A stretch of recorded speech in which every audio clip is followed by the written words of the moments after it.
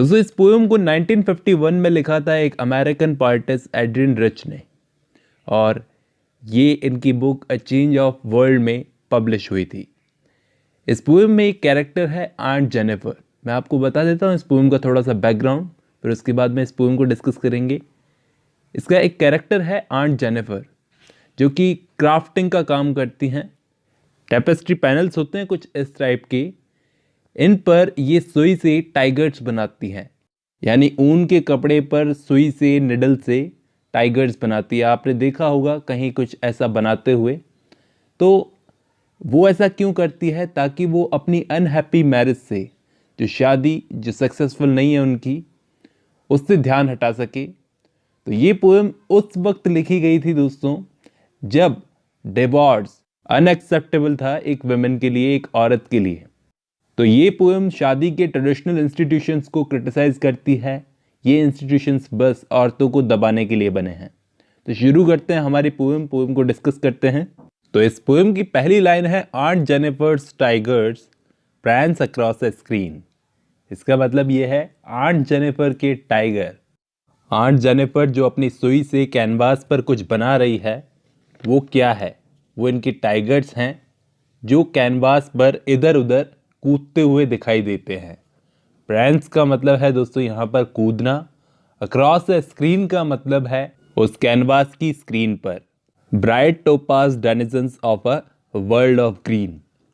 इस लाइन का मतलब ये है कि वो टाइगर जो वो कैनवास पर बना रही हैं, वो बहुत ही ब्राइट और वाइब्रेंट से लग रहे हैं। जैसे एक टोपाज नाम का कीमती पत्थर होता है, हीरे की तरह होता है दोस्तों। जैसे हीरा कीमती पत्थर होता है, वैसे टोपाज नाम का एक पत्थर होता है ब्राइट कलर का, उसकी तरह।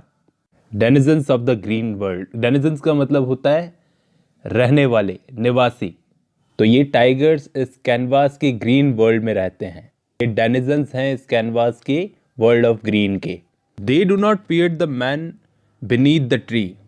ये तीसरी लाइन का मतलब ये है कि ये आंट जेनिफर कैनवास पर टाइगर्स तो बना रही है, लेकिन उसके साथ साथ उन्होंने पेड़ के नीचे बीनीथ द ट्री कुछ आदमी भी बनाए हैं। शायद वो शिकारी टाइप के हैं कुछ। तो इन टाइगर्स को बिल्कुल भी डर नहीं लगता उस पेड़ के नीचे खड़े कुछ शिकारी आदमियों से।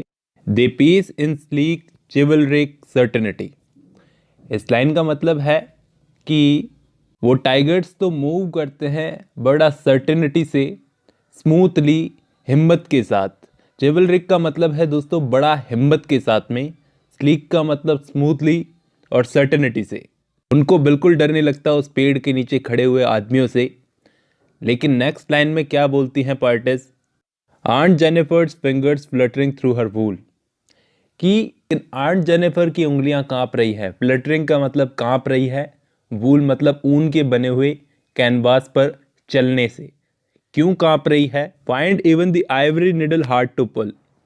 इस लाइन का मतलब इवन वो आइवरी मतलब हाथी के दांत से बनी हुई निडल को खींचना भी, पुल करना भी उनके लिए हार्ड हो गया है। उस अपने कैनवास से वो उस सुई को भी खींच नहीं पा रही है। आइवरी का मतलब है दोस्तों हाथी के दांत से बनी हुई कोई चीज़। तो इतना भी नहीं कर पा रही है आंट जेनिफर। क्यों? क्योंकि आगे वाली लाइन में बताया है, the massive weight of uncle's wedding band. Aunt Jennifer के हस्बैंड यानी अंकल कि वेडिंग बैंड का भारी वेट आंट जेनिफर के हाथ पर बहुत भारी सा है। मैसिव वेट है, बहुत ही भारी वेट है। Sits heavily upon aunt Jennifer's hand. Aunt Jennifer के हाथ पर वो वेट है, बहुत भारी सा है। किस चीज़ का वेट है? किस चीज़ के वेट की बात हो रही है? अंकल की पहनाई हुई रिंग की बात हो रही है, अंगूठी। वेडिंग बैंड वही है, वेडिंग बैंड। वो आंट जेनिफर को बहुत भारी लग रही है हाथ में, बहुत ही मैसिव वेट है उसका। अब यहाँ पर दोस्तों अंगूठी का कोई मैसिव वेट नहीं होता है, लेकिन यहाँ पे बताने की कोशिश की है कि उनकी शादी कितनी अनहैप्पी है। और आगे पार्टिस क्या बोलती हैं? When aunt is dead. जब आंट जेनिफर एक दिन गुजर जाएंगी तो हर terrified hands will lie still. और उनकी ये डरे हुए हाथ फाइनली रुक जाएंगे।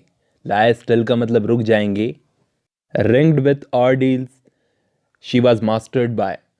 इस लाइन का मतलब है तब भी ये रिंग उनके हाथ में होगी, उन पर ये उनकी डिफ़िकल्टीज़ का मार्क रहेगा कि उनके जीते जी किस तरह से उन पर रूल किया गया, मास्टर्ड बाय मतलब रूल किया गया उनके हस्बैंड अंकल ने। The tigers in the panel that she made, लेकिन इन्होंने आंट जेनिफर ने जो अपने टाइगर बनाए हैं उस कैनवास पर, विल गो एंड prancing, वो ऐसे ही कूदते रहेंगे उस कैनवास पर, proud and unafraid, without any shame और फियर, उनको किसी बात की शर्म नहीं होगी बल्कि प्राउड होगा